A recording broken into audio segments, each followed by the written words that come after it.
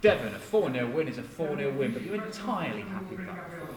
No, I think I brushed up on some areas and just kind of slacked off on certain areas in parts of the game. Some of the parts of the game I'm really happy with. Obviously assessing it with different kind of analysis in a sense, wholeheartedly. Not overwhelmed with the game itself, but I know that there's a lot more to give, which is great. Probably playing in second gear after the first game, not even getting out of neutral. So yeah, it's just feeling that there's more gears to go and there's more rounds to play. So I've not kind of hit my ceiling as yet, which is dangerous. And I feel like it could quickly go from first, second to sixth gear, which is great. We've seen you hit some incredible highs over the course of this year, but you're going to have to step it up right now if you're going to be a threat to winning the World Championship, aren't you? 100%. I mean, I came into this tournament just hoping that my confidence will be at the same level, the rhythm of the throw. Some of the throws I've been throwing short, just not finding it at the right spot, the release, because obviously changing with the rest and all of those things. So I'm getting there slowly but surely. I feel like I'm 70% there. So I could probably push it to 80%, 85% by tomorrow, and then hopefully give Gary Anderson a run for his money. This is where it really gets interesting, this tournament. You play your first game, possibly a second one, then you have the Christmas break, and now it's going to be bang, bang, bang, like those big tournaments like Grand Slam, Grand Prix, whatever, where it feels like the win is not very far away. Yeah, I think ultimately I know that exact experience. I mean, winning the Euros, the Euro Tour in Germany, it was exactly that. You play the Friday, you play the Saturday, then Sunday comes thick and fast with 3 games on the day. It's exactly that, where it just goes bang, bang, bang, like you said. Excited for it because now you can actually get into a rhythm. You can actually feel the throw. I felt a lot better there today, a lot more comfortable. The 180s were falling, and then midway through the game fell off a bit and then came back very quickly. I think it was the last set where I could not miss in the first 2 legs, and I was like, all right, I'm back. And then as soon as I said I'm back, mentally I just switched off and then went on autopilot and then found it the last leg. But it's just one of those things that I'm happy about, that I've not kind of came here and threw 110 average and then dropped down to a kind of 95, 96, because that's a worry. But if I'm creeping up slowly but surely, who says the next one can't be a ton plus? Well, you might need to be a ton plus. You take on Gary Anderson, 2-time winner of the William Hill World Championship. You mentioned rhythm. I assume you were watching last night when you played Mensa? Yeah, it was like the Titanic. I mean, 3-hour battle, a ship versus an iceberg, and the iceberg won. Which was Gary Anderson. But yeah, it was something different and something that I've never experienced on the Alexander Palace before. And watching it there, Jason Lowe was quite slow as well, but I think last night Mensa was just extremely slow. Gary Anderson was riled up like he would have been. I would have been as well, because I think it was more deliberate.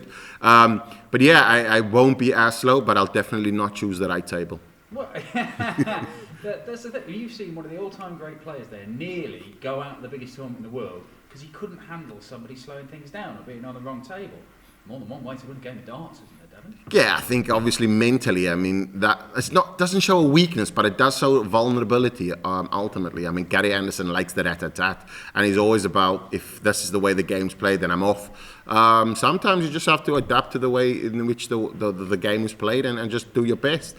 Gary Anderson surely will be coming out tomorrow all guns blazing. I know that he likes this back end of the tournament because he feels like you said, the wind's in grasp. But it's slightly a different Devon Petersen now, and I think Devon Petersen of 3-4 years when I played him, I mean, I think he beat me, could have been 3-1. He took out some phenomenal shots as well. I'll never forget the 1-3-4 where to win the set as well, 54 top stops. Those kind of things now, Devon Petersen with slight more experience, I think I'll be able to kind of compose and kind of, my tools are a bit more sharper than it was back then, and I'm hoping that I'll be ready for tomorrow. Can't wait to watch it all play. Cheers, mate. Devon, congratulations. Just obviously touching on the Gary game, what Dan said there. I know you're not a fan of tactics, but is it something that you would use if needed to win a game? Never, championships? never, ever. If you're not good enough to win with your skill and ability alone, then yeah, that's it. I mean, if you're trying to slow players down and all of that, I've had it done to me before. It's almost like spitting in somebody's face. It's a horrible thing.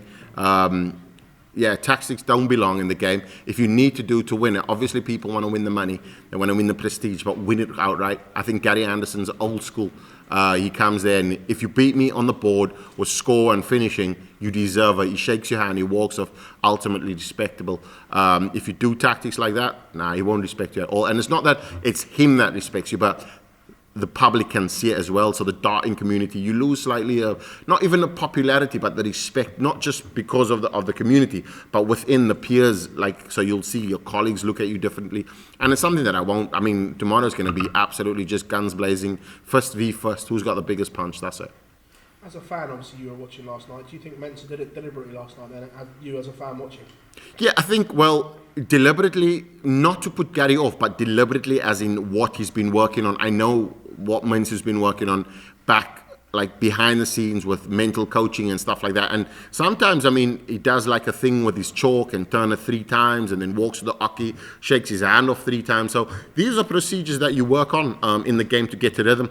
And Mensah's already been slow. So those things just seem like to slow it down slightly more.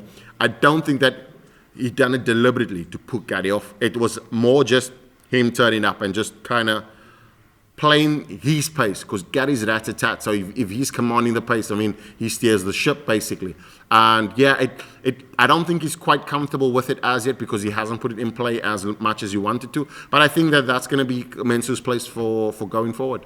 Touch on your first round game, you said there was some stuff you weren't happy with, your darts dropping low. Between then and now, did you get a chance to speak to Wayne at all about it? Because I know when you go back to quite a lot when things aren't going particularly right or there's something wrong.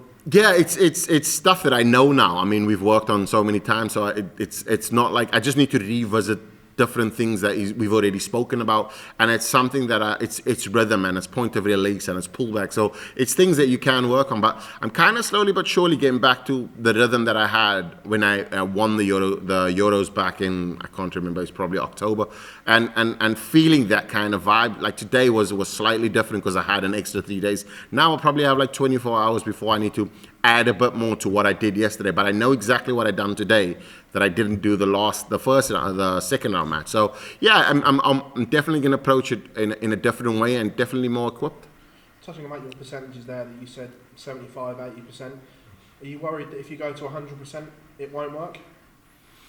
No, not really. I think once everything changes, with me going to where I'm not missing, like the last 2 legs in that last set that I won, that is exactly where my rhythm needs to be, and the point of release that needs to be, because I felt it. I felt like if there was Super Saiyan levels, that was me kind of going to Super Saiyan level 4, and I just kind of felt like on fire. But as quick as that happened, I switched out of it, and that's what I should do. But I was so excited that I was back. So it's one of those things. Luckily, Jason let me off, and I got through. But I'm happy that that's happened. So now I can go back tonight and kind of just add to it, and then hopefully tomorrow morning just turn up and replicate it. Devon, congratulations as always, buddy. Cheers, my man. Thanks a lot. Dev, just a couple from me. What can you draw from in terms of experience of being this back into the tournament? Would it be the Euro Tour you draw on mainly? No doubt. There's loads of majors that I've played in now, and the more you win on stage, the more confident you get, and playing in the Pro Tours and just getting that level of more 180s. It seems so normal now. Before it was almost like I used to qualify for only 3 tournaments a year, majors, and that was like, and you're lucky if you stay in the first round or second round. Now getting to more back end of the tournaments, competing more, staying focused for longer. Just building on this. It's fantastic, and I think that where I'm at now is the experience, or the majors that I've experienced this year has definitely added to what I have on stage now. So I think that it would definitely help me through the next few rounds. Do you think it's helpful as repetition as well, coming from obviously you played today and you're back here tomorrow, whereas Gary has had at least 48 hours to cool down? We'll only know tomorrow. Gary Anderson might have, if he was still riled up, he might have still feel the ramifications tomorrow and just still kind of mix them. He might have had a day off today, so chilling out, kind of experiencing that. But I feel as though my confidence, I can only focus on my game. I don't focus on what he can do, because I can't impact that at all. I can only focus on my game. So I'm happy that I played the way I did play, and still feeling like there's many more gears to go through. So I'm over the moon with getting to the next round, and I know that there's a lot more that's needed to be added. but I'm in a great space. Brilliant. Cheers. Steve. Cheers.